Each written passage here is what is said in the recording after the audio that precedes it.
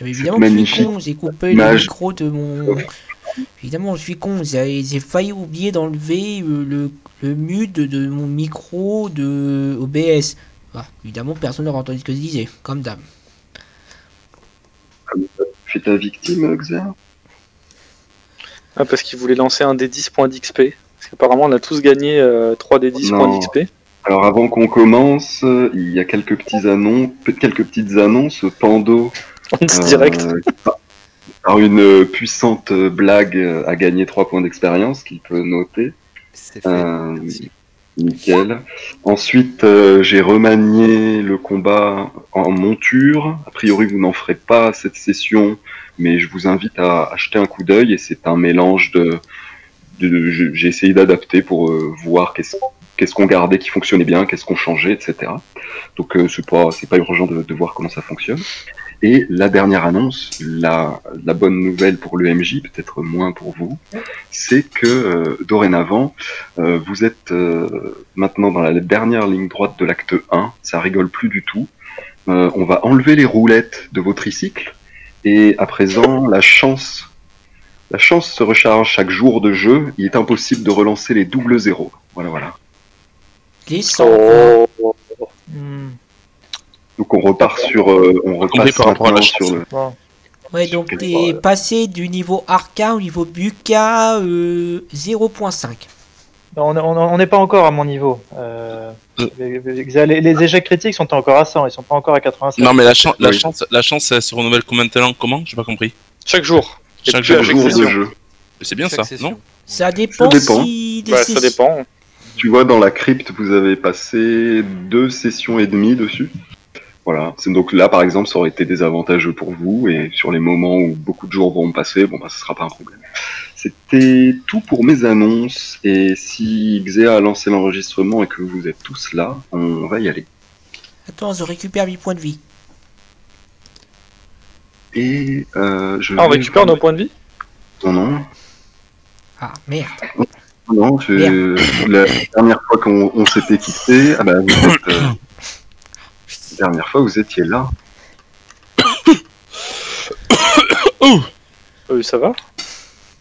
Oh non, il a le Covid-19, on va tous se faire contaminer. Effectivement, on était là et on a massacré des gens, et on avait un prisonnier.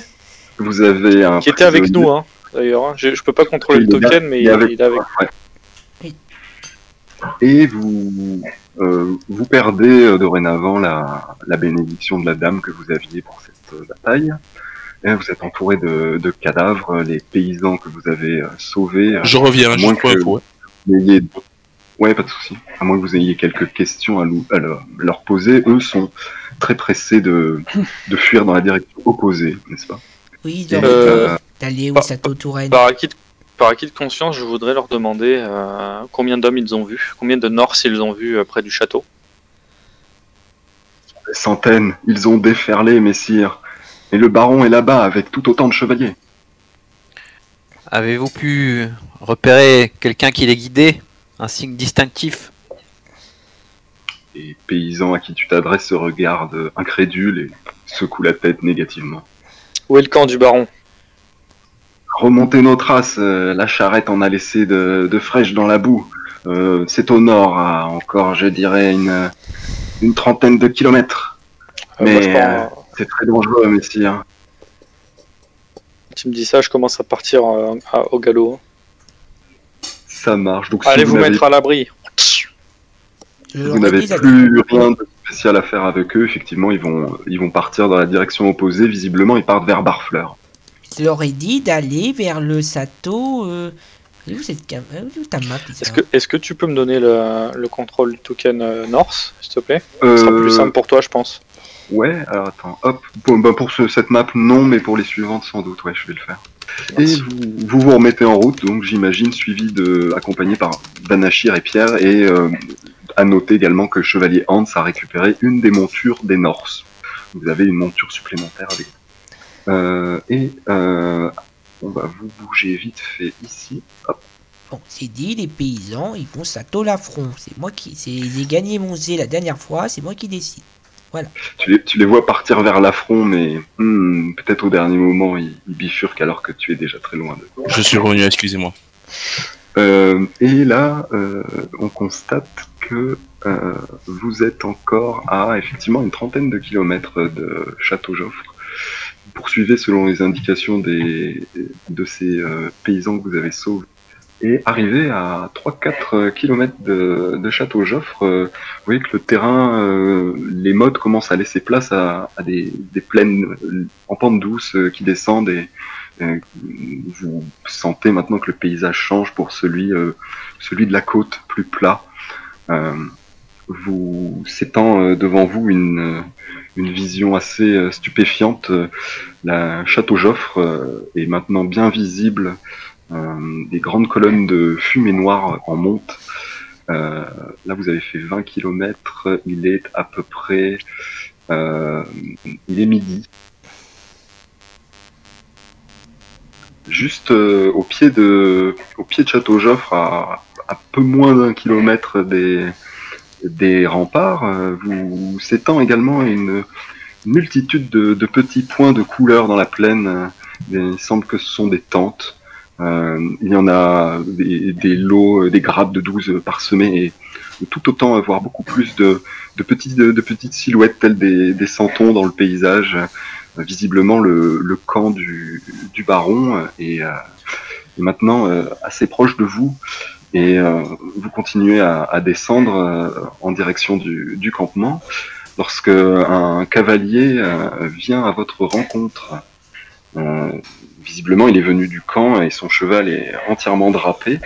Il porte une bannière, il n'a pas son aume.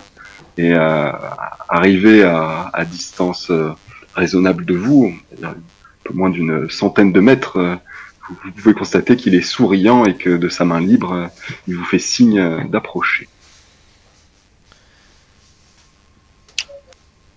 On y va. Je m'approche. Ouais, je suis. Et moi, c'est sur la bannière, qui est toujours bien étincelante. Je suis Vanachir. Vanachir fait trottiner sa monture vers ce nouveau venu. Hop, je vous ai changé de position.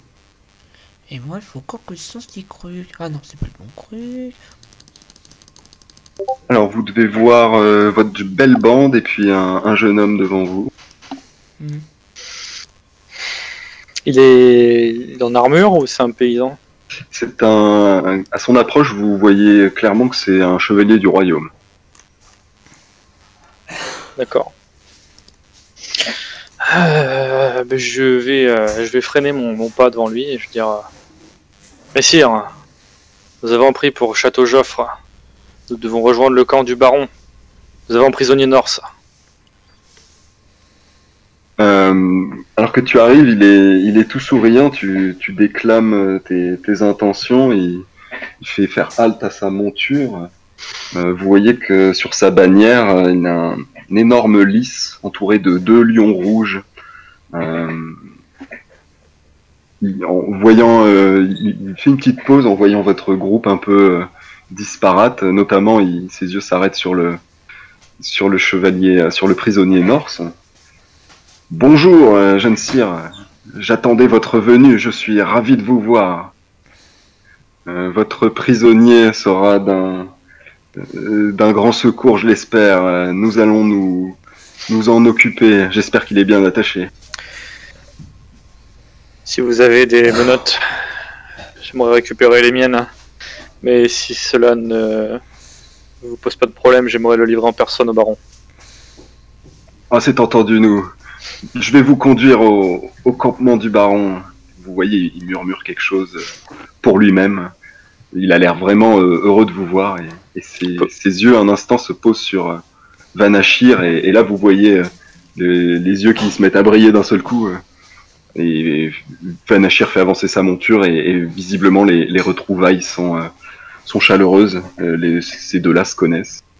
Et pour terminer, alors qu'il a fini de saluer Vanachir, le chevalier se tourne vers vous et il dit désolé, je manque à mes engagements. Je suis Christian de Lyonès. Bienvenue au camp du baron Joffre. Attendez une seconde. Merci Christian Lyonès. Je suis Odéon de Solében.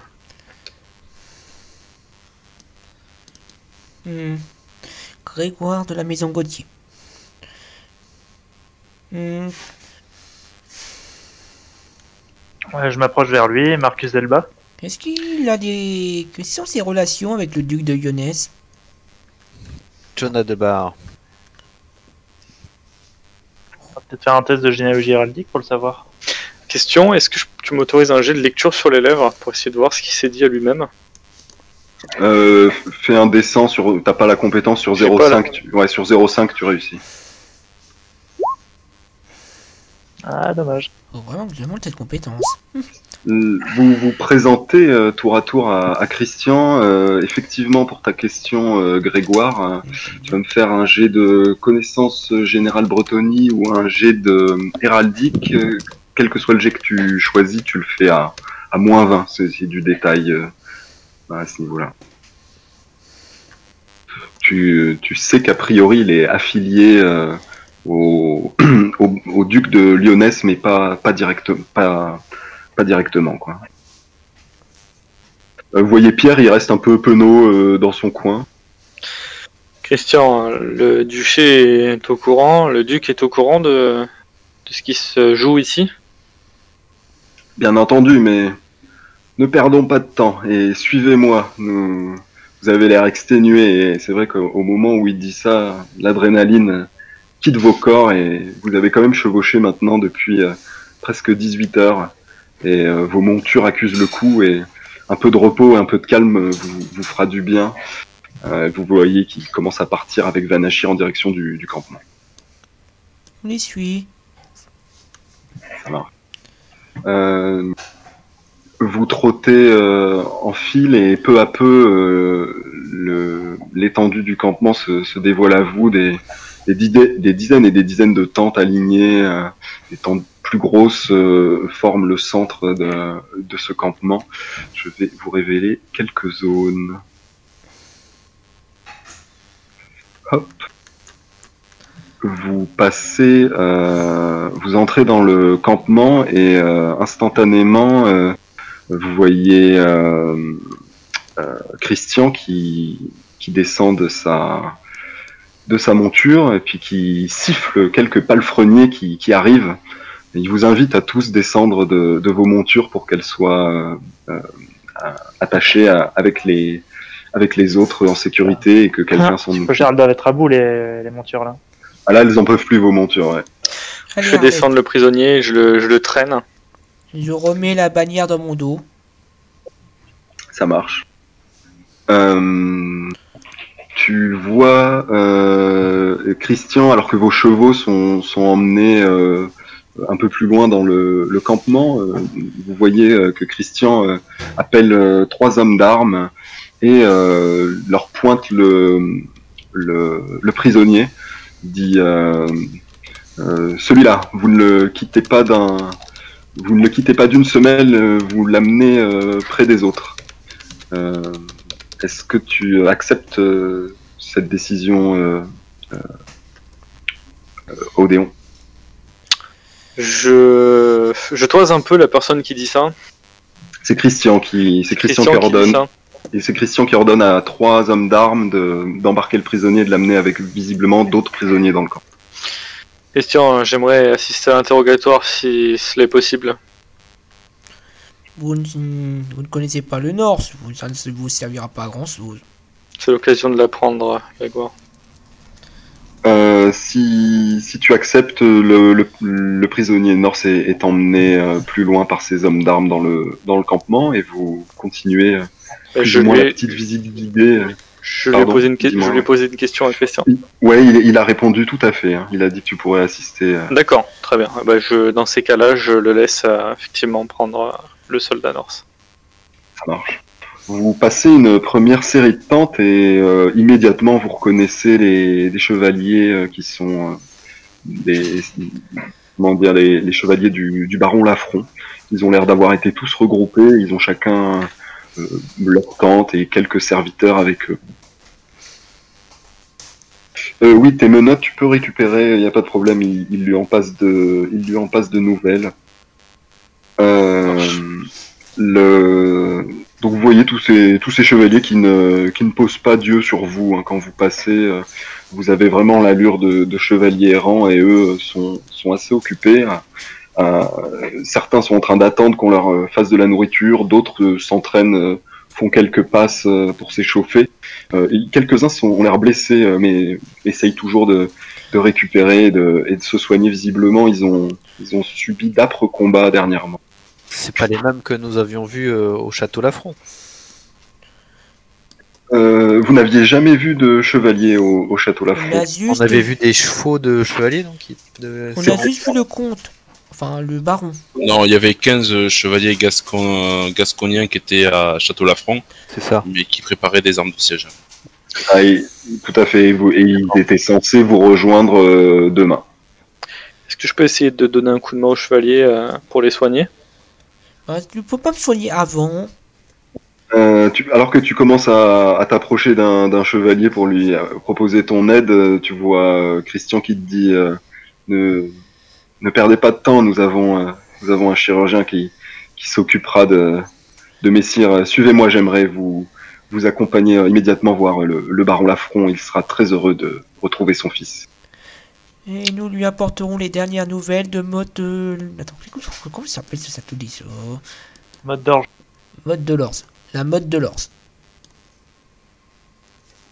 Et tu le suis ou tu veux quand même soigner Non, mais du coup je le suis et s'il me dit qu'il y a un chirurgien, il n'y a pas de problème.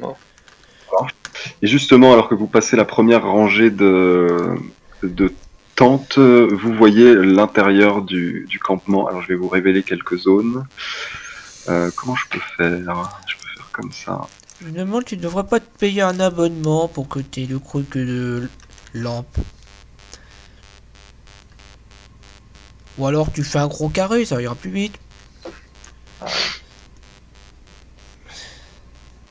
Après, oublie pas que si tu veux la lumière dynamique, hein, je peux toujours te créer une partie. Hein. L'offre tient toujours. Ouais, je sais, c'est très gentil, mais étant donné que j'ai beaucoup de NPC déjà créés ici et de matériel, si je démarre une nouvelle partie, il faudrait que je refasse tout, quoi. Mais c'est gentil. Sauf si vraiment un jour on perd trop de temps, vous me dites. Là, je pense que bien, ça va pas trop. Ça ira bien. Ben, quand j'aurai 1000 abonnés sur YouTube, je ferai peut-être un truc de 4 € pour toi. Tu me le diras, y a pas de problème. Et Christian rentre à l'intérieur du campement. Vous voyez qu'il y a 3 grandes tentes. Elles sont ici, là et là. Vous voyez qu'au centre du campement a été érigé un hôtel en l'honneur de la dame, avec des pierres vraisemblablement issues des ruines du château Joffre et des villages environnants. Une bonne odeur de nourriture se dégage de la tente ici. Des cris de blessés et des gémissements se dégagent de la tente nord-ouest. Et pour terminer, vous entendez des coups de marteau cinglants sur des enclumes dans la tente la plus à l'est. Alors que Christian vous mène jusqu'à l'intérieur de la cour ce qu'on pourrait appeler la cour de ce campement. Vous entendez des aboiements et un chien surgit. C'est un limier et ceux qui étaient au château Lafron reconnaissent le second limier du baron Lafron, qui immédiatement se jette sur Vanachir et le noie sous des léchouilles abondantes. Et d'ailleurs, ils vous passent tous au crible les uns après les autres, s'attardant particulièrement sur Chevalier Jonah et Chevalier Marcus. Et puis il repart en direction d'une tente qui est à l'est et que vous n'aviez pas vue. Que si je fais ça, hop, voilà. Christian, navré de vous assommer de questions, mais avez-vous vu Audrey de Soleben? Il se tourne vers toi, le regard grave, il secoue la tête, et non, malheureusement, pas depuis l'invasion. Lorsque vous passez devant les tentes, vous allez tous me faire un test de perception à +10, s'il vous plaît. Allez, je vais le réussir cette fois. Perception. Oh non. Perception, c'est De base, hein. Ouais, c'est ça. Et c'est un succès. Succès c'est critique, un c'est si on était dans la V4. Succès aussi. Je vois qu'il y a beaucoup de degrés de réussite, donc c'est bon. On va révéler pour tout le monde, alors ce que tout le monde voit. Quand vous passez devant la tente qui est à l'ouest, merde. À l'ouest. Ok. Hop, vous voyez effectivement que c'est la tente des blessés, beaucoup de militaires à l'intérieur et un chirurgien qui s'affaire à l'extérieur des seaux remplis de tissus souillés de sang. Juste à côté et sous très bonne garde, une cage avec trois guerriers norses plus ou moins blessés. Tu reconnais le lascar que tu avais capturé, Odéon. Ouais.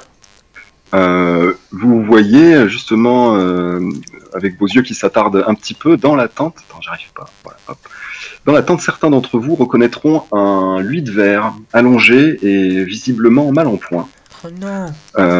Ensuite, Vrog, chevalier Hans, lui attiré par les bonnes odeurs de gibier en train de cuire, s'est dirigé vers la tente de cuisine. Il y a rencontré un cuisinier très affairé. Il a chapardé une aile de poulet et puis il a continué la visite guidée.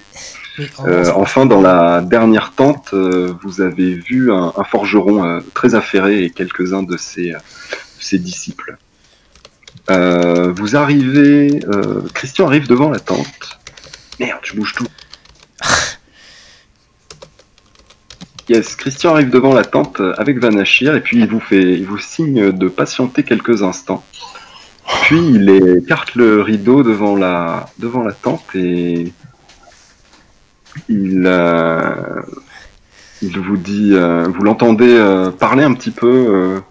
je ne veux pas vous faire de tests, mais visiblement il s'adresse à un baron et lui demande s'il a le droit d'entrer. Il a une bonne nouvelle. Certains d'entre vous reconnaissent la voix du baron Joffre qui dit entre Christian. Et vous êtes invité à rentrer dans cette tente derrière Christian. Oh. Alors on se sert un petit peu, vous pouvez rester devant l'entrée, peu importe, mais moi je suis Vanachir. On est d'accord que c'est le mari de ma sœur. Le baron Joffre, non. C'est pas le baron Joffre, d'accord. Enfin, pour l'instant, tu rentres dans une tente où la seule personne vraisemblablement que moi et Mika, on a rencontré le seul que vous connaissez, c'est le baron Joffre qui est en bas. Baron Lafont ou baron Joffre? Je mélange les noms. Ah d'accord, non, c'est ça. Moi c'est bien baron Joffre, tu m'avais dit. Oui, toi c'est la famille Joffre. C'est ça. Donc je considère que vous êtes tous dans la tente. S'il y en a vraiment qui veulent essayer de s'éclipser, dites-le moi, mais sinon... Hans, tu restes ici. Ok. Merci. Et vous voyez des retrouvailles chaleureuses entre Vanachir et son père. Un peu de colère de la part de son père, visiblement. Il y a un peu de méprise sur la raison pour laquelle il est parti aussi abruptement à la mode de l'orge. Et Vanachir, très complaisant et essayant d'adoucir tout ce qui se passe, vous introduit tous auprès de son père comme étant ses sauveurs. Le baron Lafont reconnaît Odéon Grégoire pour avoir accepté d'essayer de le retrouver et il avait visiblement parlé d'une récompense, donc au fond de vos cœurs vous imaginez que cette récompense sera honorée, messieurs. Je fais pas en RP parce qu'on va perdre du temps, il y a beaucoup de NPC, par contre on fera un peu en RP quand vous vous adresserez ou que eux s'adressent à vous, d'accord, mais quand les NPC s'adressent les uns aux autres, je vais accélérer un petit peu. Oui, c'est mieux à faire, oui. Et puis on est prioritaire. Vous constatez d'ailleurs qu'en rentrant, il y avait 4 personnes. Donc le baron Lafont que vous avez reconnu, ensuite un autre homme qui semble porter des vêtements dignes également d'un baron, et vous supposez tous que c'est le baron Joffre. Il a derrière lui 2 individus, dont un entièrement en armure portant une lourde épée à 2 mains, et ils étaient tous les 4 autour d'une table. Et au moment où vous êtes rentrés, l'homme portant l'armure complète a tout de suite pris un drap et a recouvert la table instantanément pour essayer de vous empêcher de voir le contenu. Vous allez tous me faire un test de perception à nouveau. Alors j'autorise perception ou connaissance générale bretonnie.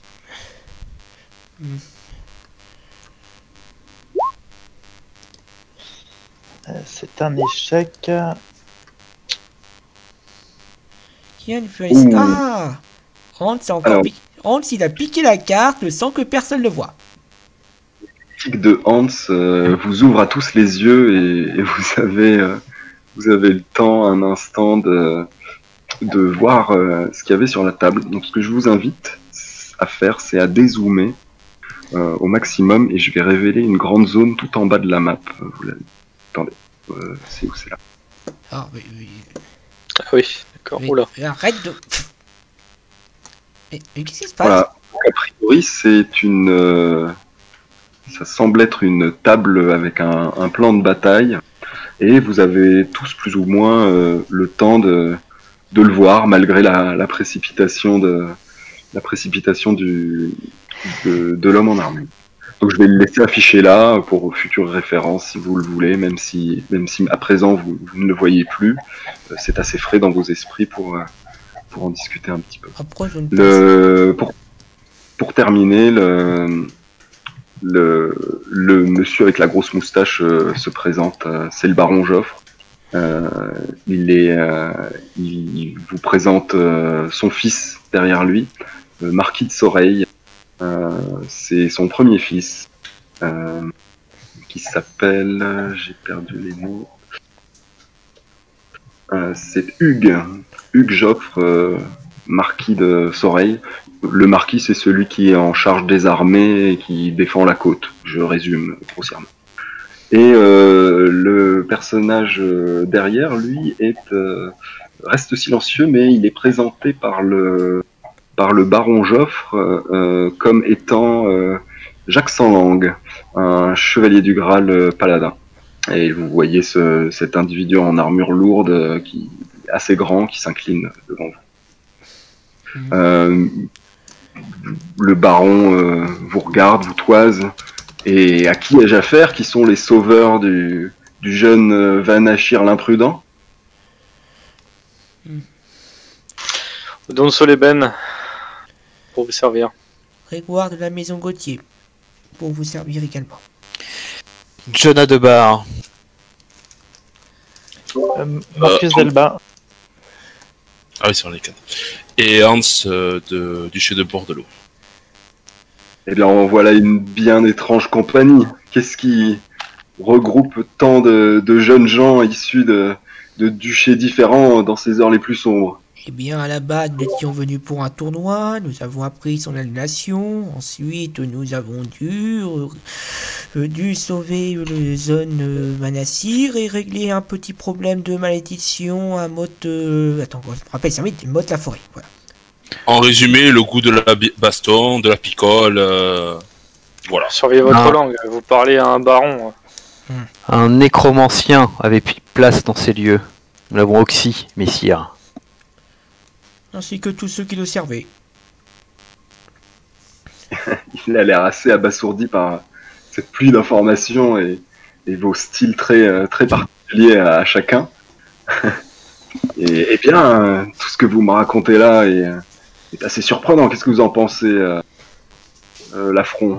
Vous voyez Lafron, il hoche également la tête. Mais vous parlez de la mode de l'orge. Vous vous y êtes rendu et vous en êtes revenu. Et là, il jette un coup d'œil sur toi, chevalier Grégoire, et il voit ta bannière. Il dit et ceci, qu'avez-vous apporté dans mon campement? Eh bien, je suis pas sûr que... Eh bien, je ressors la bannière qu'il y a derrière mon dos, et bon, je pose que la tiens en main pour qu'il la voit bien. Nous l'avons trouvé. Magnifique, magnifique, une ancienne relique. Savez-vous de quand date cette bannière, jeunes gens? Eh bien, Seigneur, pardonnez mon impolitesse et mon empressement, mais je sais que tout cela est très important. En revanche, je suis à la recherche de ma sœur, Audrey de Soleben, qui était au château Joffre. C'est ma famille, c'est mon sang que je dois sauver. Je comprends, et c'est le mien également. Nous travaillons dur, jeune homme, mais mes espérances sont assez mornes en ce qui concerne votre sœur. Et tu vois Hugues qui s'approche, il dit « Mais père, vous savez bien que demain, nous reprendrons la ville et il y a encore un espoir de les retrouver tous. » Ah. Mais cette bannière, vous comptez la porter vous-même ou en feriez-vous don à la famille Joffre?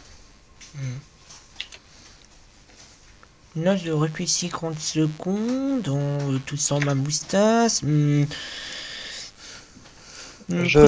Là, précédemment, nous avons croisé un groupe de Nord. Cette bannière nous a donné, disons, la force de les repousser. Donc, personnellement, je préférerais l'utiliser. Si j'ai bien compris, un grand combat aura lieu demain et je pense que cette bannière nous aidera, en plus de celle de la dame, à remporter une grande victoire. Mais après, je pense que je ne peux pas emmener une relique aussi précieuse avec moi de façon permanente. Donc la remettre à votre famille serait en effet, je pense, une bonne idée. Eh bien, dans ce cas, confiez-la à Christian. Il la portera haut demain lorsque nous chevaucherons. Et j'espère que vous chevaucherez parmi nous. Et il vous regarde tous individuellement. Nous chevaucherons avec vous et proche de Christian pour honorer cette bannière, peut-être une dernière fois après ce combat. Vous voyez, pour ceux qui n'ont pas lu, Hans qui a sorti de son dos une forme assez dissimulée, enveloppée dans de la soie. Enfin, dans de la soie, pas de la soie, mais on va dire un linge plutôt vieux. Et vous voyez qu'il la met par terre et qui déshabille un petit peu enfin, comment il s'appelle, grosso modo, il sort l'épée bâtarde et il attend au baron. Tenez, j'ai trouvé ceci aussi dans les cryptes du château Lamotte. Il regarde cette lame.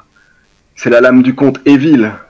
De nombreuses légendes en parlaient, mais personne n'avait mis la main dessus depuis un grand moment. Est-ce sûr de la toucher? Si je ne me trompe pas, c'était bien une famille corrompue. Tout à fait.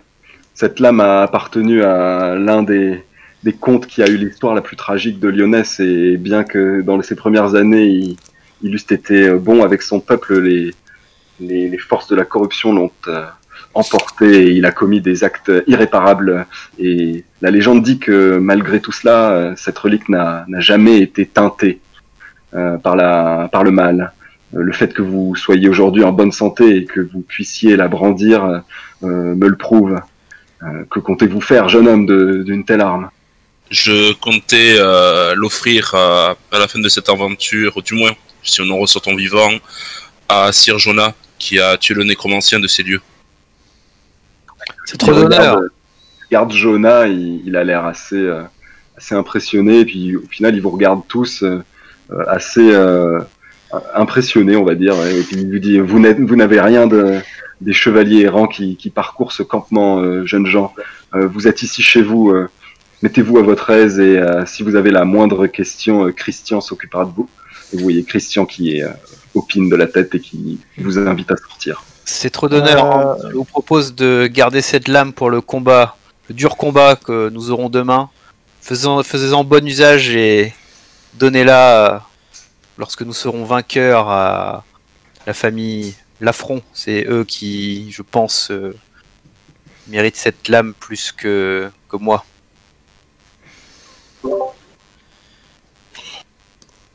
Je ne suis pas convaincu, mais ce sera la vôtre après la bataille. Merci Hans, nous verrons.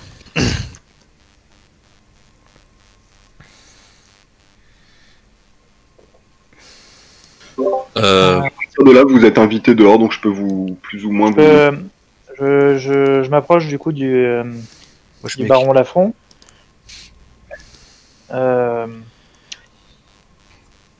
Messire, j'ai pu récupérer ces richesses des bandits qui s'étaient terrés dans la Motte d'Orge, vraisemblablement sûrement des richesses qui ont été arrachées à vous loyer au sujet, donc je tenais à vous les remettre en main propre. Là, je sors la bourse tout ce que j'avais trouvé sur les lieux.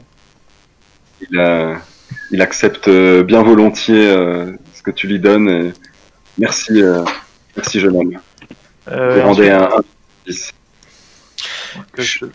Je m'incline et ensuite je m'approche du baron Joffre et je lui demande s'il y a également des nouvelles de Ludivine de Joffre.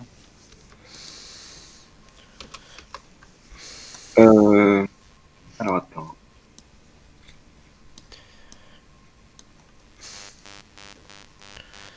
Excuse-moi, j'ai un peu perdu dans mes notes. Avance, reviens. On n'a pas le temps de Si tu m'autorises, Jonah, j'avais eu la même idée que toi, c'est de te suivre à la tente de l'hiver. Ouais, bien sûr, vas-y. Qu'est-ce qu'il fout là, lui? Tu as demandé par quel nom? Ludivine Joffre? Oui, il me semble que c'est le nom que tu m'avais transmis, non? Ah, c'est dans ta truc. Merde. Ah oui.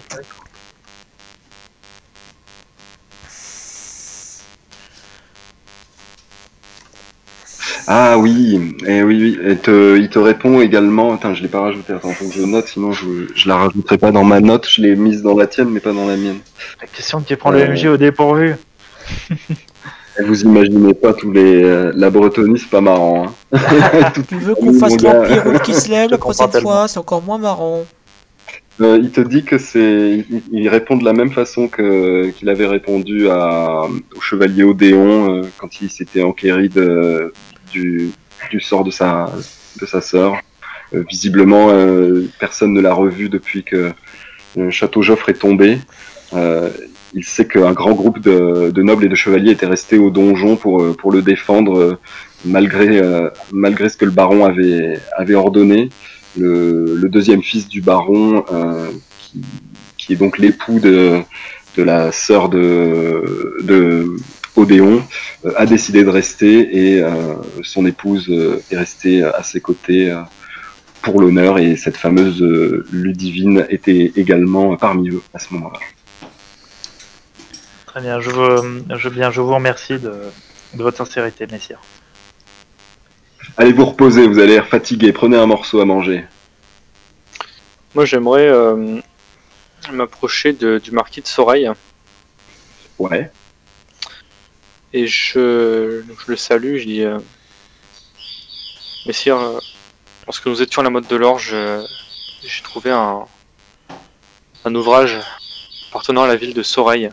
Et je lui montre le classeur appartenant à la ville de Soreil, et je lui demande est-ce que ça vous dit quelque chose? Il y a beaucoup de réfugiés de Soreil dans le campement. Peut-être si vous le cherchez dans cette direction, vous trouverez ce que vous cherchez, mais pour moi ce n'est qu'un livre. Très bien, livre, je vais voir si ce livre appartient à quelqu'un ici. Vous les trouverez au sud-ouest du campement, je crois que c'est là qu'ils ont posé leur tente. Sud-ouest, c'est noté. Je salue tout le monde et...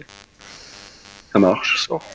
D'ailleurs, vous avez vu que quand vous êtes rentré, Pierre a disparu, Pierre ne vous a pas suivi, hein, et quand vous ressortez, Pierre n'est plus là. Christian, il va rester devant la tente. Si vous avez une question à lui poser, il sera dans les environs. Ce qu'on va faire, c'est que je vais vous demander. Donc au campement, il y a de quoi boire et manger. Donc il est vraiment assez urgent pour vous, au moins de vous nourrir un petit peu. Donc vous le faites, mais je vous fais rien griller comme nourriture ni ration, d'accord?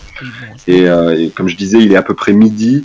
Très rapidement, dans 1 ou 2 heures, faudrait penser à aller vous coucher, sinon vous allez commencer à avoir du mal. Ce que je vais faire, c'est que je vais révéler l'ensemble du campement à présent que vous êtes libre, et vous allez pouvoir voir un peu tout ce qui se passe dans les environs. Bon, bah... C'est assez grand. Est-ce que tu autorises à aller à la rivière pour remplir gourdes et bouteilles? Ouais, tout le monde peut le faire tout de suite là, si vous voulez. Tous vos récipients peuvent être remplis d'eau immédiatement. Si ça t'ennuie pas, j'aimerais repartir. Je reste à Jonah pour le moment.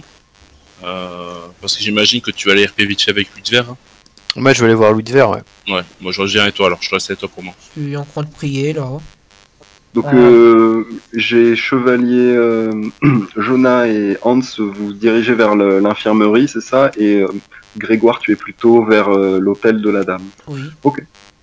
Alors ce qu'on va faire, c'est je vais proposer de commencer par Jonah et Hans. On reste tous dans le même chan. Hein. Vous arrivez près de cette infirmerie et vous entendez que ça hurle et ça crie de douleur à l'intérieur. Beaucoup d'hommes d'armes, des simples paysans qu'on a forcés à aller se battre et qui sont maintenant en piteux état. Vous croisez le regard d'un homme assez occupé, qui semble être le chirurgien, et effectivement dans le fond, lui de verre tout seul allongé. Et la tête qui repose sur quelques draps roulés en boule. Je rentre et je me dirige vers... je dis bonjour au chirurgien d'abord. J'attire son attention. Il te regarde, vous êtes blessé? Non, mais j'aimerais discuter avec cet homme là-bas. Et je monte Louis de Verre. Ah, allez-y, mais le fatiguez pas trop. Il repart immédiatement. Merci. Non, j'en ai que pour quelques instants. Comment il a fait pour arriver avant nous? Je rentre voir Louis de Verre et je regarde si, en se m'approchant doucement de lui, son attention est attirée par ma présence. Ouais, il ouvre les yeux, il vous voit, il est un peu souriant. Ah, jeunes gens. Ah, ne faites pas d'efforts. Louis de Verre, vous semblez amoché. Que vous est-il arrivé? Répondez sans geste brusque. Là, je suis parti peu après votre départ. J'ai suivi les frères de Pierre qui avaient décidé de rejoindre l'armée. Je me suis senti pousser des ailes à nouveau. Malheureusement, dès la première attaque, un de ces satanés barbares m'a pris de revers et m'a largement blessé. Là, tu vois, il tire le drap et il a tout le flanc entièrement bandé de bandages rougeoyants. Il est grièvement blessé. Hein. Il a du mal un peu à respirer, mais pour l'instant, il arrive à discuter. Eh bien,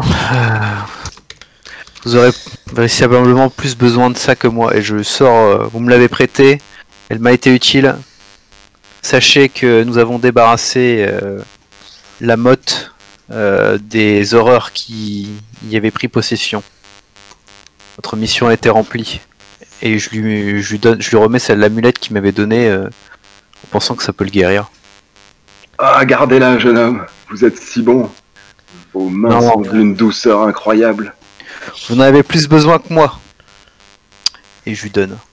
Bah, il la reprend et dit « Eh bien, je me souviendrai longtemps de notre rencontre, mais dites-moi plus. Passez un peu de temps avec un vieil homme et racontez-lui ce que vous avez vu. » Un nécromancien avait infesté les lieux de ces sortilèges nécrotiques, les morts marchés. Mais nous les avons oxy avec l'aide de quelques autres chevaliers et Hans que vous connaissez. Nous nous sommes réfugiés un peu plus en amont dans la crypte et cette crypte était maudite jusqu'à ce que nous arrivions à nous débarrasser de ce mal. Aujourd'hui, la motte s'est sécurisée et la mission que vous nous avez confiée est remplie. Nous sommes retournés à Barfleur et je suis sûr que déjà quelques paysans sont partis chercher les pierres pour terminer cette hôtel de la dame que vous aviez voulu construire. Qu'elle soit bénie. Vous ne pouvez remplir mon cœur de plus de joie, jeune homme. Je suis ravi d'entendre vos exploits face aux morts qui marchent et la bonne continuation de mes opérations à Barfleur. Et sinon, avez-vous retrouvé votre cheval? Comment va votre ami, celui qui avait beaucoup mal au ventre? Il va bien et mon cheval aussi a été retrouvé là-bas. Je vous ai ramené le vôtre à Barfleur. Mais je suis sûr que vous verrez ça très rapidement. Vous allez vous remettre de ces quelques blessures. Vous êtes un coriace. Je l'espère, jeune homme. Si vous partez à la bataille demain, n'hésitez pas à passer voir les frères de Pierre. Ils sont près des Yéomans et des éclaireurs. Je pense qu'ils auront certainement besoin de jeunes gens physiquement aptes comme vous. Et il désigne Hans et Jonah, éventuellement Odéon qui est dans un coin qui observe, si j'ai bien compris. Oui. Très bien, j'irai les voir. Reposez-vous et j'espère que cette amulette vous sera utile. On se revoit après la bataille car nous la gagnerons et vous vous en remettrez. Je l'espère. Je l'espère. C'est assez tragique comme moment. Et je m'éclipse. Moi, non, rien, j'ai rien. Je sors avec Anjona. Ça marche. Toi, Odéon, t'étais en train d'essayer de regarder un peu si tu pouvais apprendre des nouveaux trucs. Je regarde un peu comment bosse le chirurgien pour savoir si voilà quoi, pour essayer de progresser en termes de soins, de guérison des blessures. Ça marche. Si j'apprends quelque chose. Parce que c'est un peu une action étendue en fait. Ça voudrait dire que faudrait que tu restes là et que peut-être éventuellement les autres fassent 2-3 trucs à droite à gauche, mais que toi tu sois obligé un peu de rester là vu que tu bien sûr. passes du temps, quoi, tu vois. Ouais, tout à fait. Soit tu peux le faire comme ça, soit j'ai éventuellement prévu un moment où, comme ça fait plusieurs fois que je vous dis que vous êtes fatigué, j'espère que je vais pas être obligé de vous faire tomber dans les vapes au milieu du campement, mais si après votre réveil, il y aura éventuellement une action étendue pour chacun, ce qui permettra à chacun de se lancer dans une petite activité qui prend plus de 10 minutes, quoi. Donc au choix, Odéon. Donc c'est soit maintenant, soit après, c'est ça?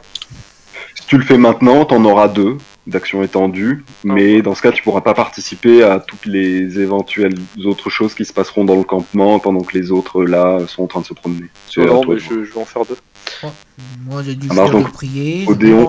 Enfin, je sais pas si j'en fais 2, mais en tout cas, je fais celle-là.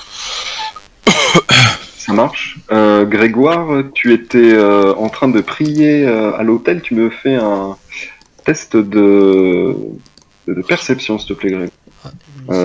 Et enfin, pendant que Grégoire fait son test de perception, j'attire l'attention de tout le monde sur la tente qui est cerclée, qui est entourée d'un carré jaune. Elle doit être un peu à l'ouest du campement. C'est la tente que Christian vous a proposé d'occuper pour la soirée, pour la fin de journée. Bon, puisque de toute Donc façon, c'est votre QG. Oui. Et tu pries malgré tes prières C'est pas loin. apportées à la dame, rien ne se passe. Tu constates cependant que de l'autre côté, il y a les chevaliers Joffre qui sont en train de se reposer ou de s'entraîner, et eux ont l'air beaucoup plus mal en point que les chevaliers Lafron. Et je vais profiter de ce moment où tu continues à prier et que tu jettes un coup d'œil pour vous faire vite fait la tournée de ce que vous pouvez voir, et ensuite vous me direz éventuellement qui vous souhaitez rencontrer. Donc je commence par le nord-ouest. Vous voyez, il y a ce qu'on appelle des mercantis et qui ont monté un campement. Tout un tas de paysans qui sont là surtout pour récupérer les restes des champs de bataille.